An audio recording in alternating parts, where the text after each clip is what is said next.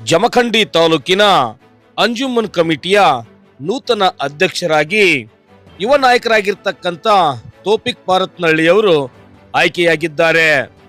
ಕಾರ್ಯಾಧ್ಯಕ್ಷರಾಗಿ ಯುವ ನಾಯಕರಾಗಿರ್ತಕ್ಕಂಥ ನಜೀರ್ ಕಂಗನೋಳಿ ಅವರು ಆಯ್ಕೆಯಾಗಿದ್ದಾರೆ. ಕಳೆದ ಹಲವಾರು ವರ್ಷಗಳಿಂದ ತೌಫಿಕ್ ಪಾರತ್ನಳ್ಳಿಯವರು ಹಲವಾರು ಜನಪರ ಕಾರ್ಯಕ್ರಮಗಳನ್ನು ಕೊಡಗೈ ದಾನಿಯಾಗಿ ಪಾರತ್ನಳ್ಳಿ ಕುಟುಂಬದ ಮೇರು ನಾಯಕರಾಗಿ ಬೆಳೆದು ನಿಂತಿದ್ದಾರೆ. ಪಾರತ್ನಳ್ಳಿ ಕುಟುಂಬ ಅಂದ್ರೆ ಅದು ಕಲಿಯುಗದ ಕರ್ಣ ಅಂತ ಕರೀಬಹುದು.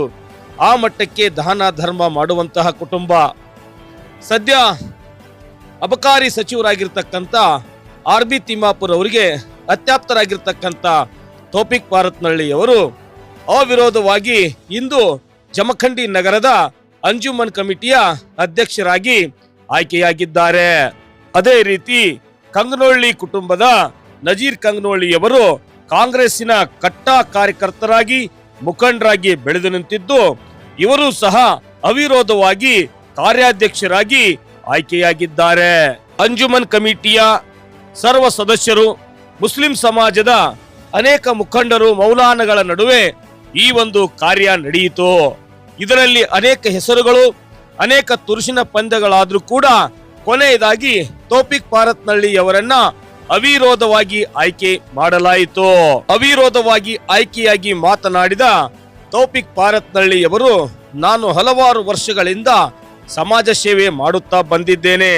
ನಾನಷ್ಟೇ ಅಲ್ಲದೇನೆ ನನ್ನ ಇಡೀ ಪಾರತ್ನಳ್ಳಿ ವಂಶ ಅನೇಕ ಕೆಲಸ ಕಾರ್ಯಗಳನ್ನ, ಸಮಾಜಮುಖಿ ಕಾರ್ಯಗಳನ್ನ ಮಾಡ್ತಾ ಬಂದಿದೆ.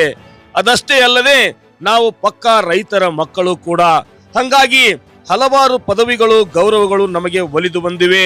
ನನಗೆ ಕೊಟ್ಟಿರುವಂತಹ ಜವಾಬ್ದಾರಿಯನ್ನ ನಾನು ಸಮರ್ಥವಾಗಿ ನಿಭಾಯಿಸುತ್ತಾ ಈ ಒಂದು ಸಂಸ್ಥೆ ಇನ್ನಷ್ಟು ಹೆಮ್ಮರವಾಗಿ ಬೆಳೆಯಲು ನಾನು ಹಗಲು ರಾತ್ರಿ ಶ್ರಮವನ್ನ ಪಡ್ತೇನೆ ಅಂತ ಹೇಳಿದ್ದಾರೆ. ಪಾರತ್ನಳ್ಳಿ ಕುಟುಂಬ ಅಂದ್ರೆ ಅದೇನೋ ಜಮಖಂಡಿ ಜನರಿಗೆ ಬಹಳಷ್ಟು ಪ್ರೀತಿ, ಗೌರವ ಇರುವಂತಹ ಕುಟುಂಬ. ಅವರೆಲ್ಲರೂ ತಮ್ಮ ತಮ್ಮ ಉದ್ಯಮಿಗಳಲ್ಲಿ ಭಾಗಿಯಾಗಿದ್ದರೂ ಕೂಡ ಸಮಾಜಮುಖಿಯಾಗಿ ಅನೇಕ ಕಾರ್ಯಗಳನ್ನ ಮಾಡ್ತಾನೆ ಬಂದಿದ್ದಾರೆ. ಅದು ಹಿಂದೂ ಧರ್ಮೀಯರ ಹಬ್ಬ ಹರಿದಿನಗಳಾಗಿರ್ಬೋದು, ಮುಸ್ಲಿಂ ಧರ್ಮದವರ ಹಬ್ಬ ಹರಿದಿನಗಳಾಗಿರ್ಬೋದು, ಅಥವಾ ಕ್ರೈಸ್ತ ಧರ್ಮ ಸೇರಿದಂತೆ ಇನ್ನಿತರೆ ಯಾವುದೇ ಕಾರ್ಯಕ್ರಮಗಳು, ಕ್ರೀಡೆಗಳು ಏನೇ ಇದ್ದರೂ ಕೂಡ ಮೊದಲು ನೆನಪಿಗೆ ಬರೋದು ಪಾರತ್ನಳ್ಳಿ ಕುಟುಂಬ. ಈ ಪಾರತ್ನಳ್ಳಿ ಕುಟುಂಬದವರು ಅವರ ಸಹಾಯ ಸಹಕಾರದಿಂದಾನೇ ಕೊಡಗೈ ದಾನಿಗಳಾಗಿ ಬದಲಾಗಿದ್ದಾರೆ. ಇಂತಹ ಒಂದು ಅತ್ಯುನ್ನತವಾಗಿರ್ತಕ್ಕಂಥ ಪದವಿ ಒಲಿದು ಬಂದಿದ್ದು ಪಾರತ್ನಳ್ಳಿ ಕುಟುಂಬಕ್ಕೆ ಸಿಕ್ಕ ಗೌರವವಾಗಿದೆ.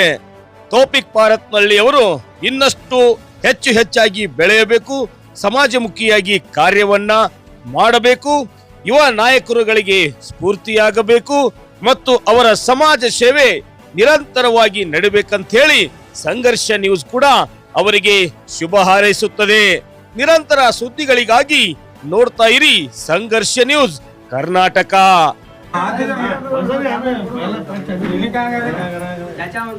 बेंगलुरु के लिए साथ तो आता आप काम करो आ काम कर लो ये खैर टेंशन के मैं छोड़ रहा हूं ले का अयुब से काम ले ले ए बच्चे कभी